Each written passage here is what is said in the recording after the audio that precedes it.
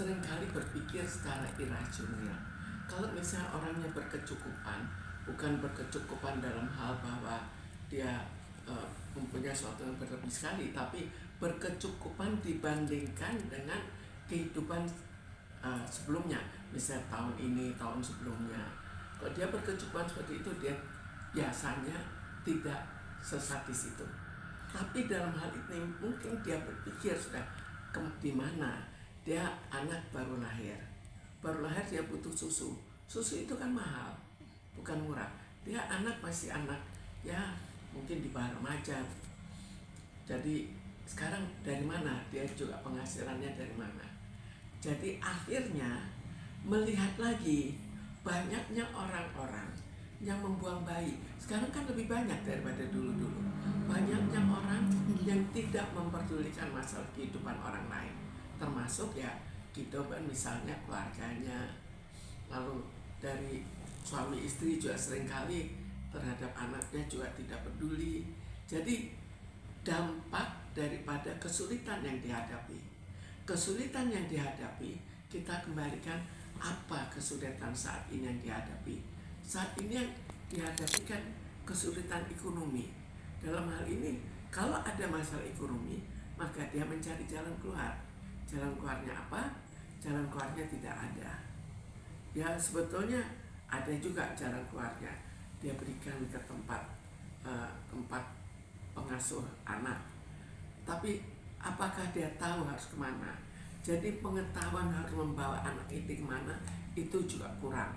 Dia mau menjual dengan dia dipersalahkan. Jadi akhirnya salah satu tindakan yang diambil adalah dia buang anak itu. Ya beberapa dekade ini, dulu kan tidak sebebas ini.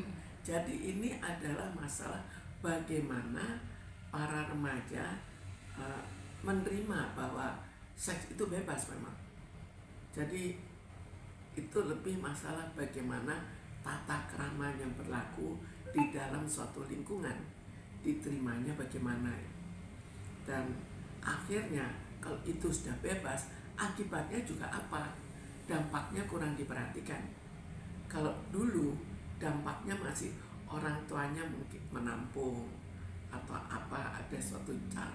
Tapi sekarang kan tidak, orang tuanya juga tidak mampu untuk menampung. Jadi akhirnya ya terjadi hal-hal yang tidak berperi kemanusiaan seperti ini keseluruhan. Tapi jelas dia tidak mau mengasuh anak ini, tidak mau bertanggung jawab terhadap anak ini, karena anak baru lahir. Kan kita bayangkan dia juga butuh susu, butuh apa. Jadi dia tidak mau mengadakan kebutuhan untuk anak itu. Lalu harus diperhatikan juga kan anak itu.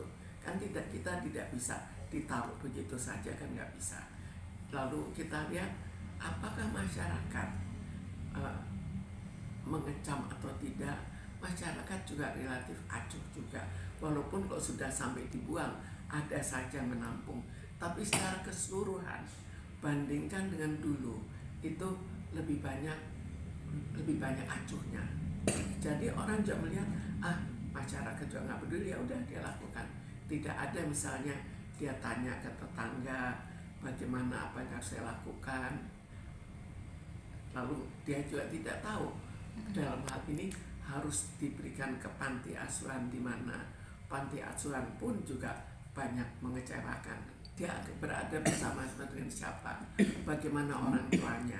Biasanya kalau anak masih terlalu muda, orang tuanya kan ikut tanggung jawab. Tapi sekarang kan kurang. Jadi faktor ini faktor yang cukup kompleks. Banyak hal yang ikut menentukan. Biasanya masing-masing punya proporsi tertentu dan secara keseluruhan jadinya. Sebetulnya masalah seks bebas itu bukan hanya bukan pendidikan orang tua saja. Pada saat orang tua masih anak itu di sekolah kan belum diajarkan masalah seks itu. Tapi setelah itu anak hidup di lingkungan kawan-kawan kan sudah mengenal suatu kebebasan. Jadi masalah kebebasan yang ada pada saat ini itu sangat ikut menentukan terjadinya seks bebas, akhirnya tidak tanggung jawab terhadap anak yang dilahirkan. Kalau untuk kesehatan mentalnya remaja Bu dalam hal ini biasanya Bu? Ya, jadi sebetulnya ada suatu, kalau misalnya dia melakukan dengan seseorang, lalu akhirnya dapat anak, kan suaminya ikut bertanggung, bukan suaminya, pacarnya, kekasihnya ikut bertanggung jawab. Tapi sekarang kan cenderung lari saja, jadi terlalu banyak faktor secara keseluruhan yang membuat keadaan lebih mudah untuk terjadi penyimpangan, baik penyimpangan seksual maupun penyimpangan akibat dari hubungan seks itu. Jelas pendidikan itu juga akan sangat membantu. Tapi kita bayangkan sekarang, apakah pendidikan itu ada? Yang ada, guru-guru juga hanya, atau bukan hanya, kebanyakan terlalu mementingkan prestasi, tapi tidak berpikir apa gunanya prestasi yang baik, tapi akhirnya tidak bertanggung jawab. Itu kan moralnya kurang baik. Maka akhirnya walaupun dia pandai, tapi untuk masyarakat akhirnya kurang berguna dibandingkan dengan kalau dilakukan keseimbangan. Bayangkan ya, apakah ada pencegahan misalnya di sekolah, apakah ada? Jadi masalah-masalah ya, anak itu akan sangat banyak berada di sekolah. Kalau berada di sekolah, maka mestinya yang dewasa di situ siapa? Guru. Apakah guru mau ikut bertanggung jawab? Mungkin ada yang mau, karena moral bangsa Indonesia itu tidak sejelek itu. Tapi masalahnya kalau dia ikut bertanggung jawab, akhirnya mempersalahkan seorang anak. Kebetulan anak itu anak orang kaya, atau anak itu anak pejabat, bisa-bisa dia dipecat kan. Ini yang terjadi.